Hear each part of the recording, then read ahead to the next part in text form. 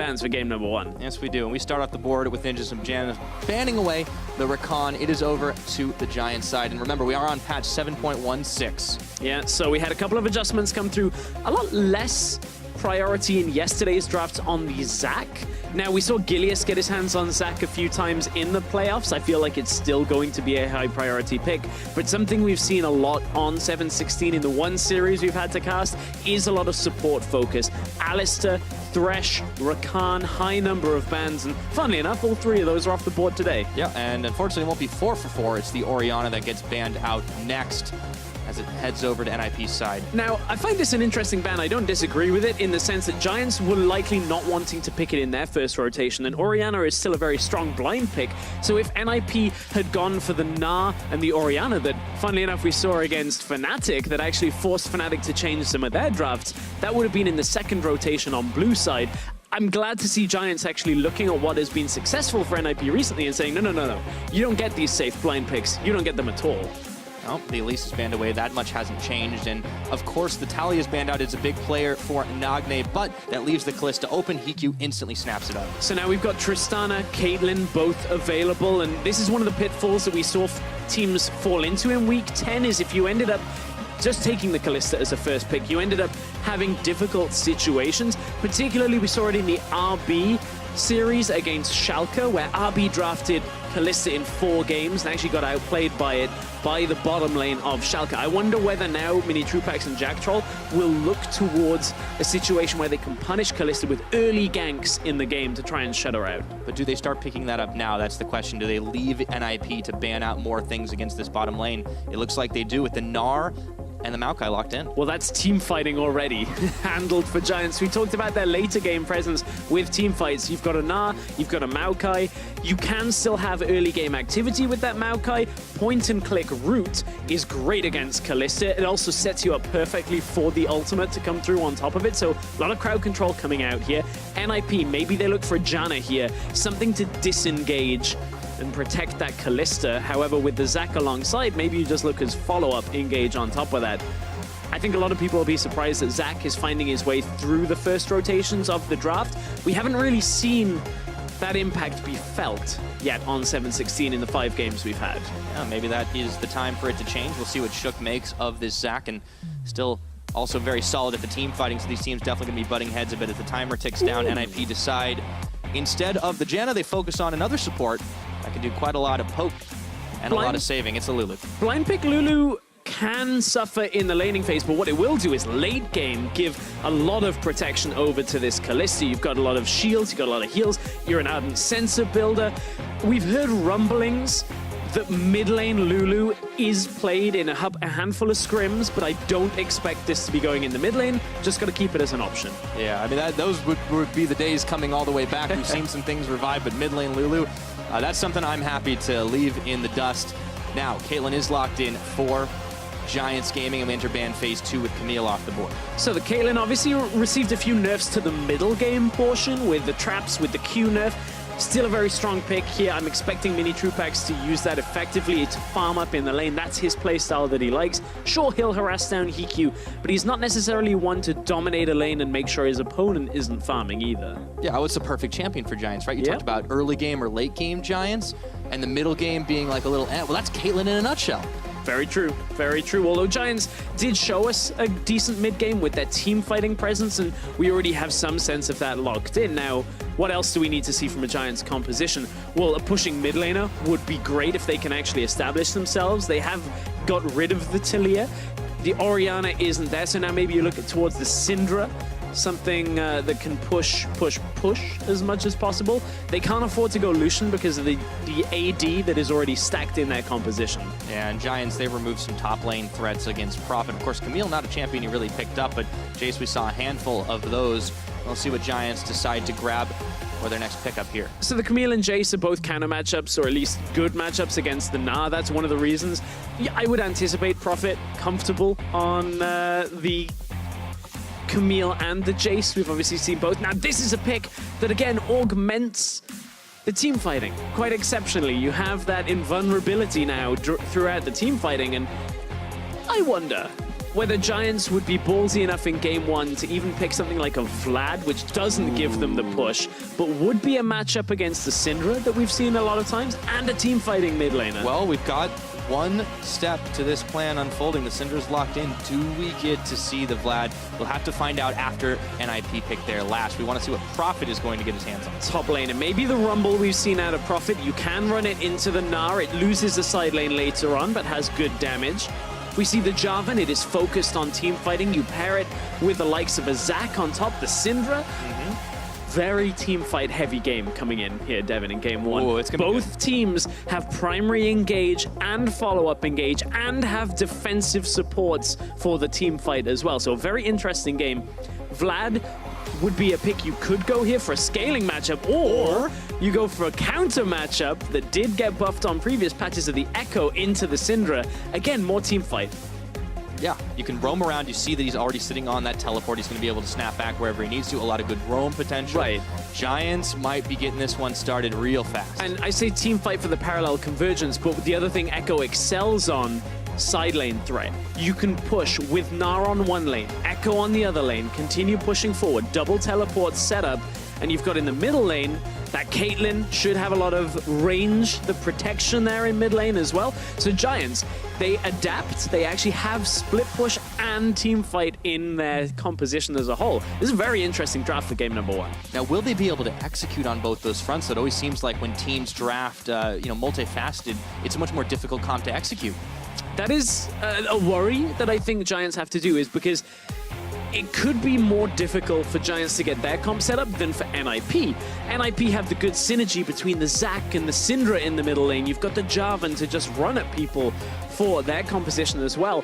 And the Kalista should be very safe. Will have a decent amount of damage even as you go later into the game because of the Ardent Sensor, the Lulu as well. Really cool compositions coming through. Different from what we've seen. That Echo, we haven't seen it in Europe for quite a while, but it is a good matchup. Post 6, basically can't get killed by that Syndra if your ultimate's available. Well, with all of that in mind, the compositions are all locked in. The teams are all ready to roll. And remember what is at stake. A spot in the LCS Spring Split 2018. You got to win it here, and you got to win it again. But this is the first step on the way to the big stage, the biggest that Europe has to offer. We're about to find out what these two teams can bring to the Rift as we load up for game one. Onto the Rift we go, and a couple of key picks here for both teams. Jizuki, we've talked about how it is a counter matchup, the Echo into the Syndra. He's played it 3 times in Challenger already throughout the split, and not even into the Syndra matchup. He played it into a bunch of other stuff because remember, Echo got a buff a patch or 2 ago that reduced the cooldown on his phase dive. The E, which allows you to trade in lane, maybe even escape if you're in a gank situation. So I want to see what Gilius and Jizuki can do to offset some of this dive threat out of Shook and Nagne. We've seen Zac and Syndra work very well together. I want to see whether this is a 2v2 mid-centered game, unlike yesterday's top-centered series. Well, we do know that Giants put a lot of emphasis on making sure they could get that counter pick in the mid lane for the last choice. So you would think that that would be where they decide to put their attention. Ruin is, of course, on a fairly safe champion in this Gnar that can kite to some degree out on the Jarvan. But it's funny you mentioned the top lane, Stress, because the last time we saw Giants play up against Wind and Rain, Ruin was over-pushed, I think, consistently. Yeah, it's one of the things that we've known about Ruin. He likes to play the aggressive play style, likes to dictate the pace as much as possible. Gnar is a great pick for that, and we know that Gnar into Jarvan, you basically can just keep Jarvan at arm's length, farm up, harass down. But this is a lot of help early on. Both Gnar and Echo come over to the Raptor camp, help Gilius through. Maokai did have the Saplings nerf on 7.16, the patch we are currently playing on, which we anticipate will cause him to take a little more damage going through the early clears, because you do a little less damage to the camps. They'll stay alive a couple of seconds longer. Just making sure that they can get off to a good start, mitigate any aggression that pushes them too far back. Now, we of course want to pay attention to where the junglers are going, but I think we can take a little bit of time to talk about the matchups in the lanes, and especially going back to your point at the very beginning about Mini Trupax. He's on a comfortable champion that has superior range. BQ might be in for a hard time. there is that opportunity for Mini Trupax to play the aggressive play style here. Caitlyn, the nerfs didn't affect her laning phase all that much when it comes to the trading from autos. It's the push power that did get affected. The adjustment to the Piltover Peacemaker, the subsequent damage to secondary targets got reduced, and that'll delay the push. Now, this is one of the problems looking at the top lane matchup of trading against a Gnar. As soon as you move forward and you put the damage down as Jarvan, that's great. You feel like you are ahead in the trade. The difficulty is the back end of trading with Gnar is where he has the most potency, because you have to run away. You get hit by the boomerang, you get hit by a hyper proc if Ruin actually connects with that third auto, and you end up losing so much more health. Yeah, but Prophet has been in this situation a lot of times before. I mean, it's worth remembering that this is a guy who's played several Jarvan games throughout the European LCS 6, and remember, he was that substitute for SK Telecom. That's right. I'm always going to bring it back. I'm always going to bring it back. But that's the thing, like, towards the end of the split, Prophet started to show some of that form, and I'm wondering if it's going to be enough to help him carry against the likes of Giants. You have to kind of look at the NIP results recently, and one of the other things that we talked about was it wasn't just about Prophet carrying. Prophet became a little bit more of a team player. He was more involved in the kills, in the team fights, a little bit less involved when it came to just solo pushing. And I think that's become a good hybrid point for Prophet, where he actually did start to round out his play. And you can see, even being a team player, dropping a couple of wards through the top side jungle, trying to find where Gilius is. Stun did land in that middle lane, so we've had a lot of back and forth trading. Gilius coming bottom lane, see if they can get in. All right, the jungle decides to head down to the bot. He gets an arcane smash on there, and now it's HQ running for his life. The teleport is coming in. Oh, hang on, turn on Giants. Another teleport coming in, but it's late. Jack Troll's going down for first blood. It goes the way of Spraddle. And the teleport answer on Ruin was just too late. Awkward attempt from Giants where they looked like they had the play, but this ward in the brush was enough for NIP to come down. Sorry, it was a ward out of Giants I'm looking at. NIP just teleport down into the lane for Prophet. End up getting there, so we spoke about this mid lane presence as well. Here comes the Zac potentially into the lane. Nice jumping, it's okay. Jizuke nice and safe. He gets pulled back for just a second, but Nagne not in position. And he doesn't have enough mana to make it happen, so despite the attention, Giants not doing too shabby in the mid lane. Yeah, Giants just did use that teleport from Jizuki to get mid lane. That had happened during this trade, I believe. So Jack Troll tried to go aggressive here on this play.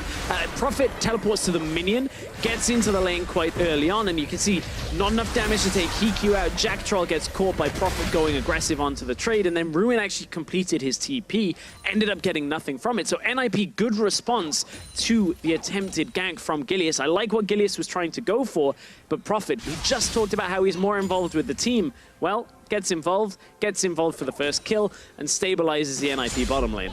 Yeah, working out well for them right now. So slim gold lead at the 5 minutes being made up by that difference in the first blood. Ruin pushing into Prophet as things are all going on. And you can see how the lanes are actually kind of unfolding for a minute. It looked like Nagne was actually going to have the edge on Jizuki, but he's actually evened up the farm.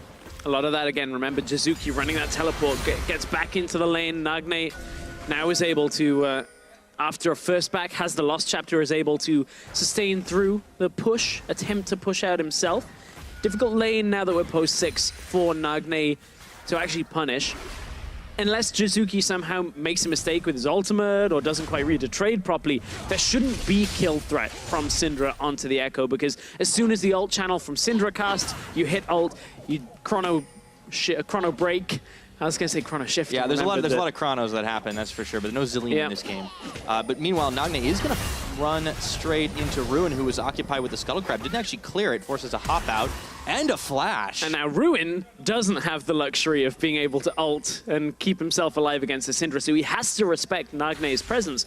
Ruin had drifted down through the jungle trying to assume control over the river, but Giants are actually doing a decent job around this middle lane. It's the top and the bottom that NIP have almost under their control for now. Ruin without a flash, we have to see whether Shook now visits the top side to try and punish him. But for now, NIP having control over 2 lanes. Yeah, and one of those lanes down on the bottom, I think that's definitely a little bit more surprising, because despite the fact that Mini Trupax is on the superior range, Caitlyn, and he's going to pick up some of this farm differential, they haven't really been able to do all that much, and it's insane when you consider how good Mini Trupax really has been. Right, Mini Trupax has looked fantastic in Challenger. Against the other Challenger AD carries has looked very strong. One of his fortes is that he farms very well, but his opponent also gets a high consideration of farm at the same time. So while he does have a good CSD, the actual numbers for both AD carries are higher than you perhaps might expect, but this is where we always have to draw the comparison and the difficult comparison between Challenger and LCS, because Challenger is one thing, but when you're facing up in the LCS against AD carries like Reckless, Sven, Hiku, you kind of expect his numbers to be a little bit lower than the likes of some of EU's best, and that's where this matchup is a real interesting one. Hiku, career-defining performance just a week ago. Can he now hold his own against Mini Trupax, who looks like Challenger's best AD carry? Yeah, that is always the question when the promotion tournament rolls around is, you know, how good are the Challenger players despite how they're looking? Is there a level of inflation there compared to the difference? And critically for Hiku, yeah, was that career-defining performance a sign of more to come, or was it a blip on the radar? I think for NIP, this game could very well tell that for Hiku. Yeah, I agree. I agree that this kind of game is the one where Hiku has to have a great performance, in the sense that if this looks like a rough series for NIP, suddenly people start forgetting the Fnatic series. But I expect NIP to be looking stronger. I expect NIP to be the team that are looking like they're in control here because of how good they looked against Fnatic. And if there is a time to try and throw your weight around on the bottom side, for NIP now is definitely not that time, because the enemy team has a BF sword to your early boot start. So Hiku's definitely going to have some more mobility. Obviously, Spraddle, now that he's still level 5, he can't quite save the life with Wild Growth just yet, but as soon as that happens, the kill threat definitely starts to go down. And despite the fact that we called this going to be a very exciting fighting game, we're not quite at that point yet, even 9 minutes into this game, because the teams are setting up for what will be the big mid lane and everywhere else across the map objective fights. Yeah, we're waiting for that a little bit later. Both supports opting towards the coin. Neither support opting towards the full gold rush build, where you go gold yellows and gold quintessences in your runes. Spraddle wanting some more trading power, the ability to stay alive in the lane, and you saw that actually work in NIP's favor. Opted for more of a standard laning setup from days gone by, where you have that mix of armor, you got AP, you got mana regen coming in there as well. Just wait till that Ardent Sensor comes in, man. Yeah, that's what they're aiming for, at least the Lulu. Well, going to help out for sure. I'll see if Hiku ends up making more use of that. But Gilius and Jizuke were eyeballing a roam here. Now, do they feel like they can dive on the bottom? Nagne and Shook are not quite there yet, since they are occupied on the blue buff. It looks like they're not going to pull the trigger. Shook has been farming up quite well during this game as well. You can see he's ahead on the jungle CS numbers, and actually ahead in gold on top of that. And Shook is a player that has had a lot of criticism and discussion about the way he spends his time, but this game we're seeing him very effectively use his time farming. He's been able to get into the lanes once or twice. Now I want to see whether he can get it done again. He's got another couple of points in Elastic Slingshot, means he can get further into the lane, get on top of Ruin perhaps, but you see he's going to rotate around up to the top side into the brush. Ooh, Ruin's and gotta if be they careful. can catch Ruin when that Mega Gnar expires, maybe they can go.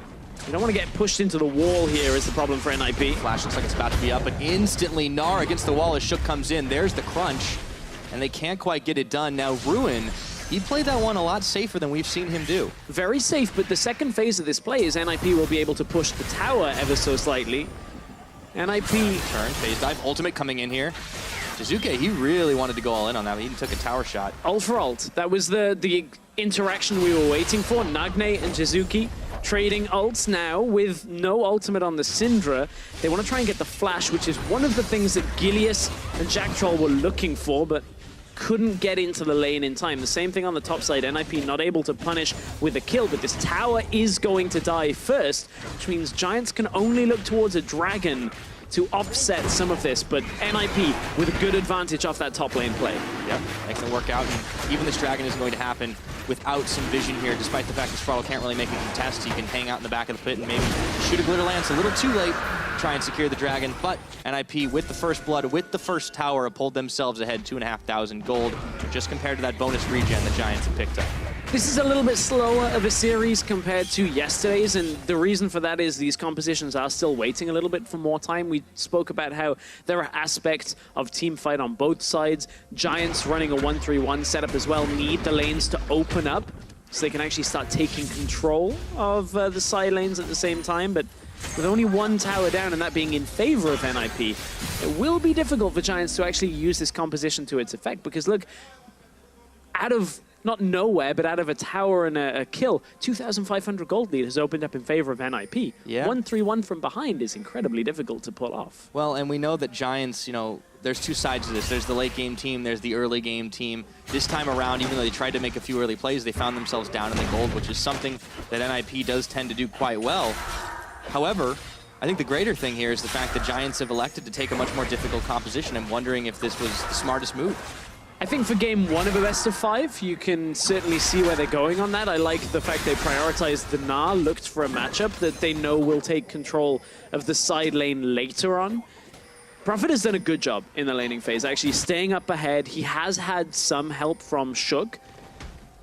But now if Giants choose to keep Ruin in this lane, just absorbing farm, NIP are going to start moving elsewhere on the map with this Jarvan, and that's where the engage potential will really show itself, is if Prophet looks towards mid lane, catches Jizuki without an ultimate or without a flash, maybe Jarvan ends up helping NIP get a kill. Echo's difficult to lock down. Yeah, especially when he's got the Merc Treads all completed as well. So I think Giants are still going to be pretty slippery.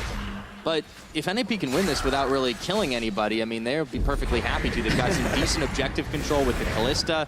They do have kill threat, and look at this. No one's at home in the mid. Jizuki's going to come in a little bit late, but the Herald's already set up to go charging in. Shook's there. There's still a few minions. Jizuki's being zoned away by Nagne. Now, Ruin's coming to the rescue. Scout of the Week is going to land, and the Zac is going to turn. But NIP just say, that's fine, we'll reset. We got a decent amount of value out of our Rift Herald. And meanwhile, up top, look what's happening. Prophet shoving that wave into second tier. Yeah, shoving it out and then moving down towards that middle lane. We just talked about how if they can get onto Jizuki, look how they've stayed in the middle lane. Stretching Strike doesn't quite land from Shook and couldn't hold Jizuki in place, but the vision control is all set up for a secondary play here from NIP to get that mid lane tower. The Rift Herald gets it low enough, and I think a lot of people will say that's a very underwhelming Rift Herald play, but if NIP continue on a next phase and get this mid tower within the next 30 seconds, it still goes in their favor. They haven't been delayed. Even 30 seconds is maybe a little short of a time on that, but problem is Giants have been pushing on the bottom side at the same time. Well, they finally were able to do it, and it was a big investment, though, to make it happen. Like, so much vision invested to make sure that they control this side of the map, and only now taking this tower. And they do close that gold gap somewhat. It's down to 1,000 in favor of NIP, but it does seem like the Ninjas are the ones that are on the point this game a little bit more than Giants. Yeah, they've been looking better in the early game. We're now past the key point of the matchup where that Ardent Sensor is completed. The rush basically has been finished out of Sprattle, and now I wouldn't be surprised to see Hiku and Sprattle just sit towards the mid lane. The bot lane at this point is where they're heading. And then just make sure they can get that tower down. We know Nagne still is able to push mid lane out for now, especially when he gets this blue buff, but at the same time, Giants don't have too many options because Ruin has just been sat in the top lane all the way back. Hasn't really had an opportunity to have any impact on this game any further. I feel like Giants are going to wait until both teleports are up and available to try and start making these moves. We'll check in on that as it goes, but for the time being, it's all about tower defense. And they've already lost one up top. Don't want to lose another in mid, but as they run away, this could give an opportunity for a quick push out of Nagne here. Giants continue to kind of run around. I mean, it seems like they know that they need to stay together, but it just doesn't seem to indicate any proactivity. What they need to do is be able to somehow crack top's tower as well. Without being able to pressure on two lanes, it's difficult to utilize a double TP composition. Now, Jizuki doesn't have his teleport available for another few seconds, at which point, if they can maybe get Gilius up to the top lane and gank Prophet, that would be an opening for Giants. But look at all the vision control. All of the wards on the top side of the map around Prophet. Prophet is actually recalling out at the same time, means that there's almost no option for Gilius to get up to the top side through that jungle. So if they can't do that, and NIP are able to stay safe and control this top, what's the counterplay?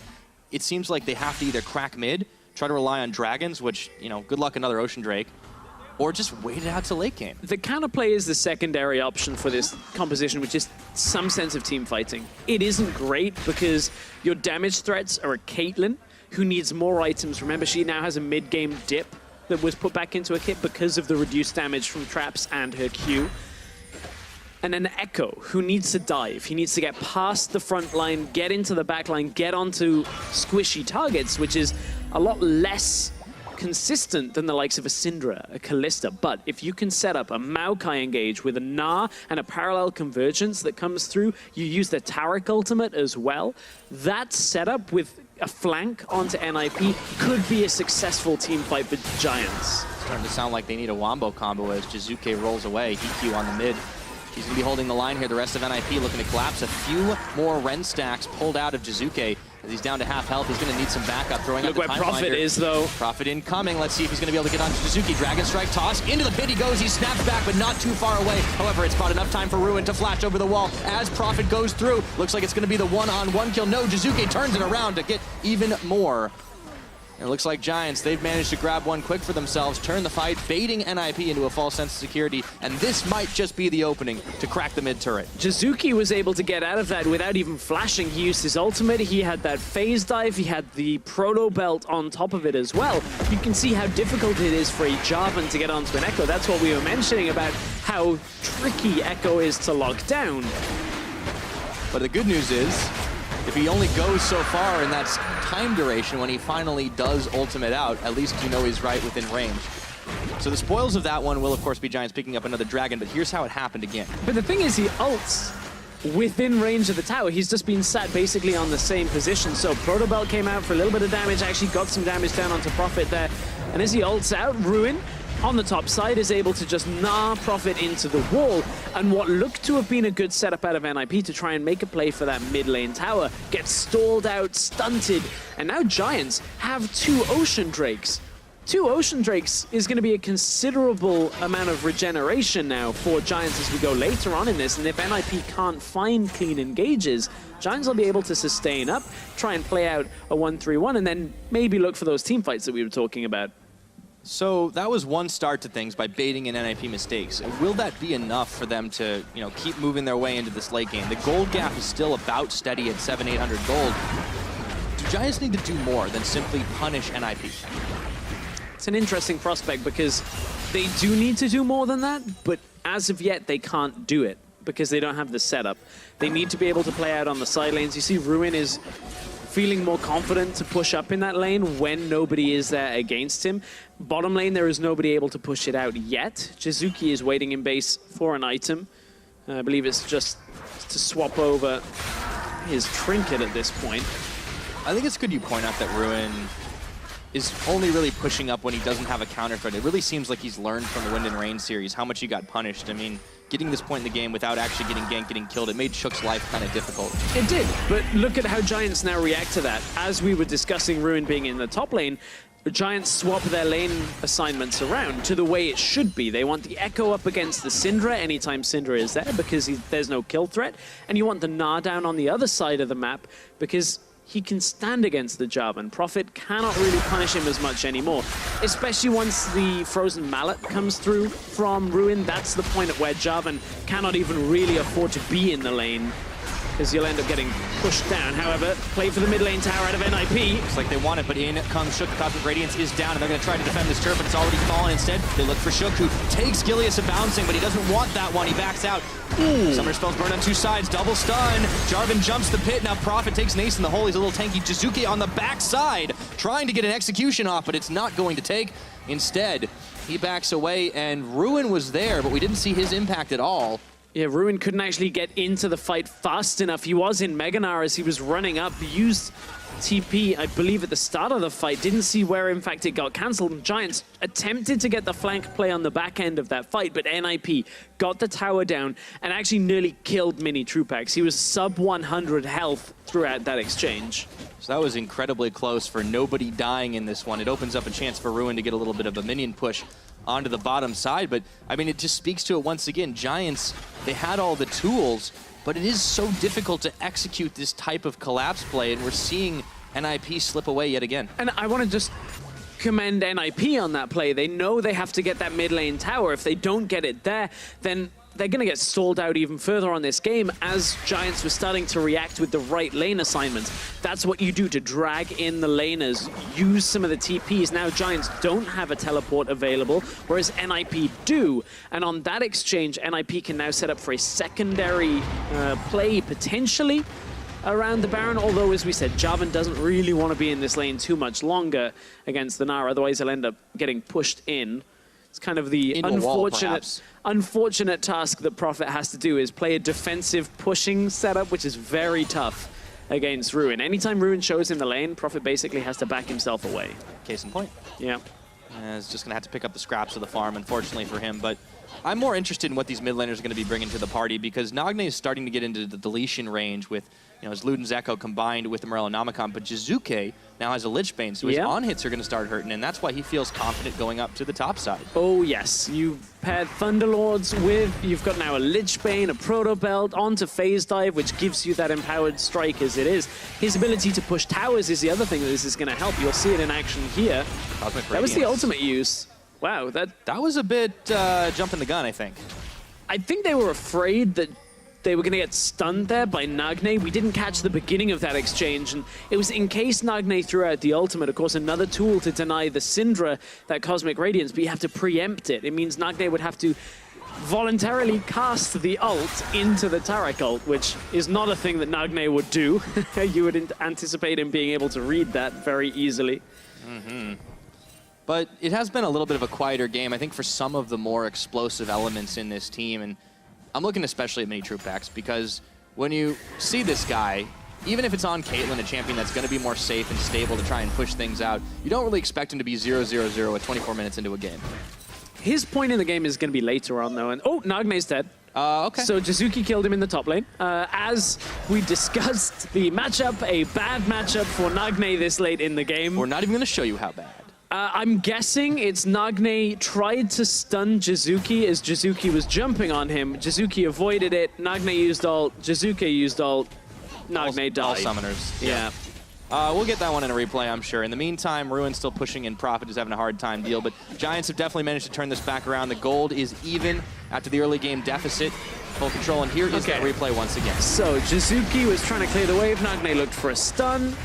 And then Jizuki knows there's no E left available. Ult came through. Didn't even ult in response to Nagne's ultimate. Just knew with the Merc treads, he was healthy enough to just survive through it. That was beautiful. And I feel like that is why he referred to himself as the Italian god. A god, what's a lord to a god? Yeah, well, I mean, only the Lord of the Pit. When he's out of his territory, it doesn't matter. Speaking of out of his territory, Ruin has to take the Blast Cone Express to get over the wall. Important things to note about that. Jizuki 2 levels up now on Nagne. That'll happen every time they're over in that side lane if it's a 1 versus 1. And this game will start to appear almost like how a boa constrictor will choke out its prey, because that's what's going to happen for Giants, is they will smother the map and close in around NIP. And if NIP can't get an engage that ends up killing mini troop packs, Giants will take way too much far too quickly. And you're already starting to see that happen if you just look at where the vision lines are. Yes, Nagne is able to clear one away, but so much, so deep inside of the top of NIP. They've neglected a little bit more on the bottom because there's really nothing they need to take there. They know Ruin can stay safe, and now they can play on this side. And would you know it, Baron, 25 minutes, that's a recipe for success if you're Giants. Yeah, absolutely. And Giants, we mentioned the item points, the break points that Frozen Mallet completed.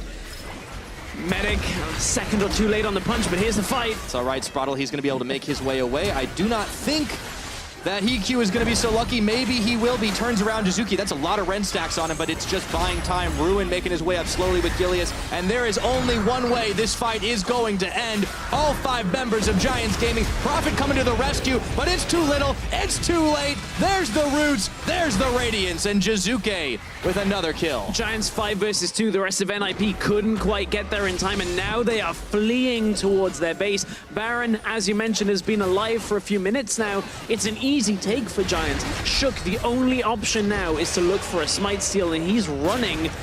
Looks like to clear out the bottom lane, potentially. They're giving it up. Yeah, they're just trying to push all of their lanes as far back as they can so that this 1-3-1 can't get set up out of Giants. But Jizuki, last pick, Echo, 3-0-1 on the game, into a good matchup. 1-3-1 setup out of Giants with the Baron buff. Very rarely on a 4-1 kill game do I say that this is almost unsalvageable for NIP, but Giants have been playing this last 5 to 10 minutes of the game beautifully. And Jizuke is, 100% in the kill participation. 3 of those belonged to him, and here was the catch that started it. Yeah, this is the play. Look, TP came through the top side. They already had the ward there. Sprattle and Hiki were trying to kite up to the top lane, but this territory isn't safe.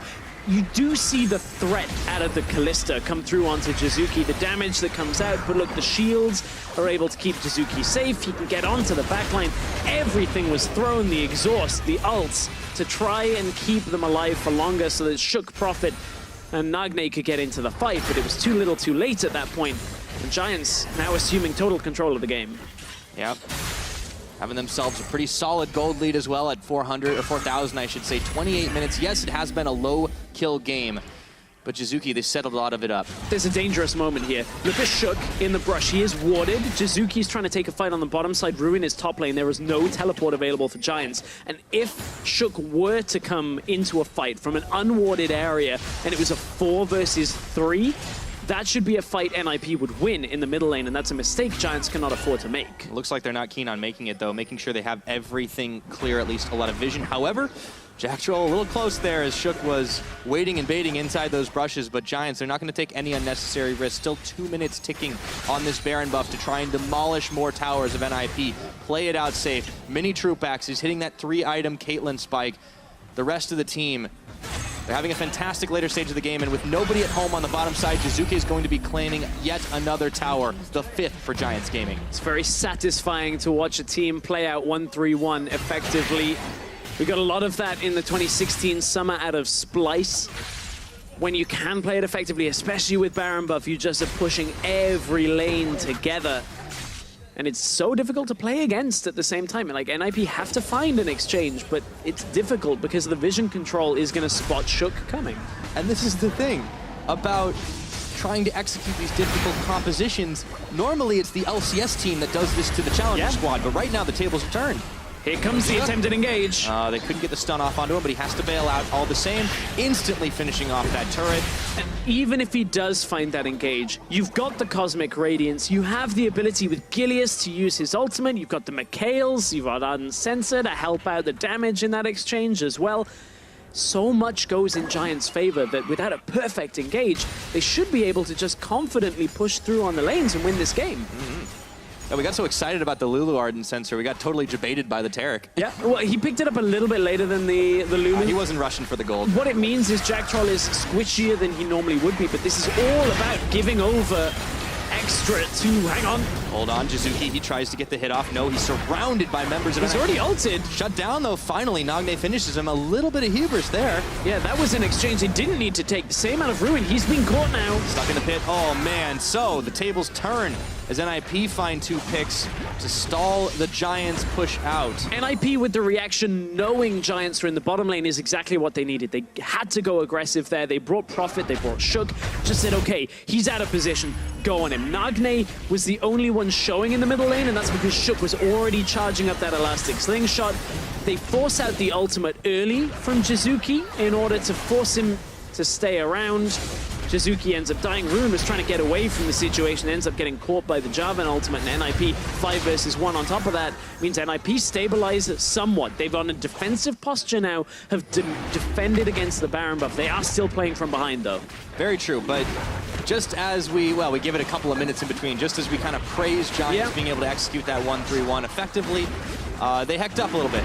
So now it's going to be NIP that managed to pick themselves up a Mountain Dragon.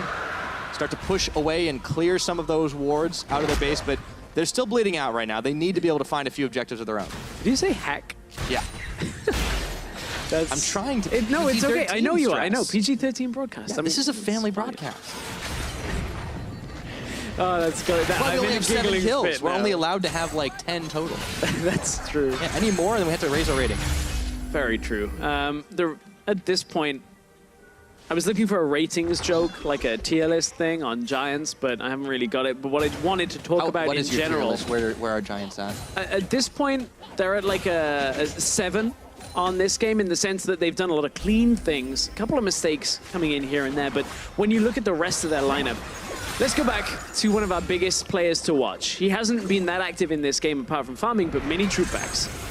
389 CS. Ooh, we can't even talk about him yet. It's EQ that we were more eyeballing as Spraddle took a lot of damage, a lot of punishment from Jizuke, who gets turned away by the Ren stacks. The point I wanted to make is he is about to reach the point of the game where Caitlyn comes in and just basically dominates the game, especially with the Ardent Sensor on top. That's a Lord Dominic's just completed, so 4.5 items already. He's been farming up a Storm, 390 CS at 32 minutes into the game. A lot of these teams have been farming up well in general, but that is a monster performance. EQ may be caught here. Yeah, but it looks like they wanted to turn it around. It shook EQ, all of them right on top, turning around. The Cosmic Radiance coming in a little bit later than they might have liked it. They turn onto Jizuke, but he's a little over the meantime. Ruin in the backside. Teleport, or rather, the pick comes down. He gets the ult, the big Gnar, and now Prophet's turned on. Shook comes in for round number 2 with 3 knockups. He goes bouncing, but he's turned into blobules as Ruin trying to hold the line. Giants, they are not going to fall here as Mini Trupax picks up the 1 kill, picks up the 2nd. EQ's down. That's a triple from Mini. And they're looking for even more. Spraddle flashing away the boomerang a little late, and the ace in the hole will be a parting shot. Baron up in 40 seconds, but it's enough of a time to push now for Giants. Ruin wasn't able to cancel the back from Nagne, so there are at least 2 defenders when NIP get there. This shouldn't be the end of the game. The Giants are in a great position to crack the inhibitor line here.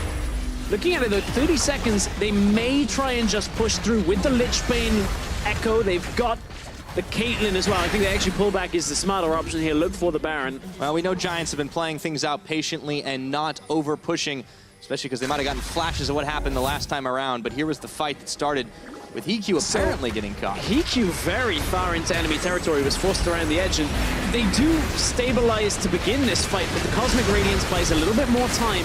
You see Jizuke get out of the fight, doesn't ult through the Syndra ultimate, so he actually doesn't get his health back, but he uses his ultimate later on as he comes back into the fight to look to pick up further kills. Mini Trupax has enough time on the backline to take out the Zac, then puts the damage down onto Prophet, onto EQ through this for that triple kill, and looks to move forward. During the replay, they did pick up the Baron as expected, and now 1-3-1 with already an inhibitor down in the middle lane means Giants have a lot of strength on this push, and it should be a successful one at that. Second Baron uncontested. Giants in full control of this game yet again, not pushing their luck, not going too far forward, and NIP, you know, they're getting squeezed out, as you said. Slowly but surely. This Caitlyn, one of the big picks for Mini Trupax. We're seeing the impact in the late game where he kept himself safe for the majority thanks to the defensive play out of Jack Troll and Gilius. He's at a point 4-0-1, 5 items completed, getting stronger and stronger. There is almost nobody on the side of NIP that can actually take the damage from Mini Trupax right now. Yes, there's a Jarvan that has Gargoyle Stoneplate. We're at about a 3.5 item, give or take, on Shook. He's got a lot of components mixed in there.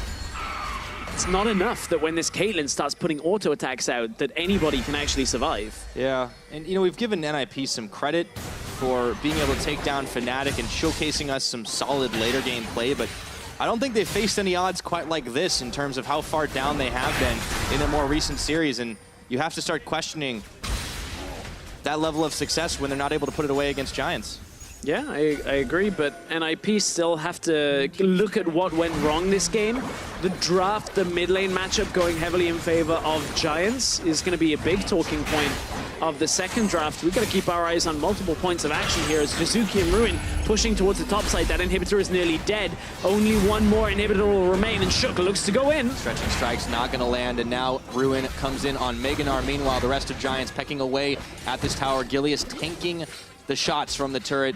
Oh, so easy for them to try and close this out. NIP, they are hemorrhaging objectives. The Gnar comes down. They look for Hikyu, trying to finish him off. All the same, he's going to live through it all, but the towers are still falling. Hikyu's out of this one, and with the Cosmic Radiance, the Giants will take no damage as they charge down the line to finish the game. Inhibitors be damned. Turning for a double kill now onto Nagne, and they look to nearly tower dive it out. The minions are going to follow them all through, and it was a patient game from Giants. It was a collected game from Giants, and not without mistakes, but they find themselves up 1 on the series. We mentioned the Giants, it looked towards team fighting, it looked towards that later game aspect of it, the mid game, and it did take a while for the composition to have the intended effect, but that's because they were playing for that mid game portion, and it looked way better out of Giants as soon as their composition was at that strength point.